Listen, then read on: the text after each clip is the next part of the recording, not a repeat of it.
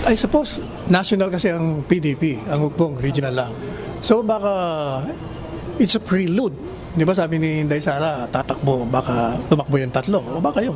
There is probability that may happen. Tuksa ni dating Presidential Legal Counsel Salvador Panelo ang posibilidad ng pagtakbo ng mga Duterte para sa Senado sa darating na 2025 midterm elections. Ayon sa kanya, ito ay sila dating Pangulong Rodrigo Duterte, Davao City 1st District Representative Paulo Polong Duterte at si Davao City Mayor Sebastian Baste Duterte. Paliwanag ni Attorney Panelo na ang posibleng pagtakbo, partikular na ni dating Pangulong Duterte, ay maaaring maudyukan ng hiling o panawagan ng publiko na siya ay tumakbo.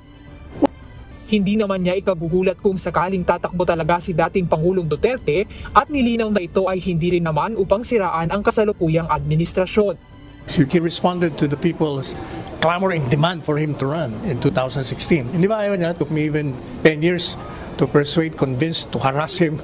Di ba? Ayaw niya talaga eh. Talaga naman ayaw niya. The last moment, hindi siya nag-file. Presidente Duterte, nagtanim ng maraming legacy. And ang feeling niya na wawala lahat ito. And people are clamoring for his return, so he will be forced to come out of retirement. Sinabi mong oposisyon, lahat ng ginawa ng Marcos mali. Hindi naman sila ganoon eh.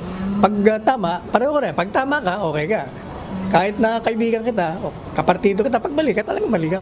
Pangambalang anila na hindi maipagpatuloy ang kanilang nasimulan nang sila ay maupo sa pwesto.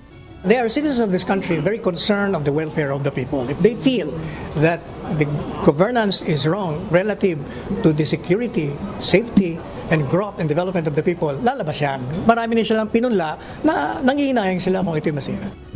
Kumpiyansa rin ng dating Presidential Legal Counsel na mataas ang tsansang manalo ng Duterte-Duterte tandem kung sila ay may planong tumakbo para naman sa 2028 elections.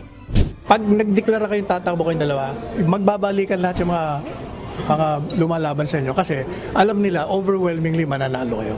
Masyadong maganda yung pinunla nyo eh. Talagang kahit na yung popularity rating nyo, talagang hindi na titinag eh. Kaya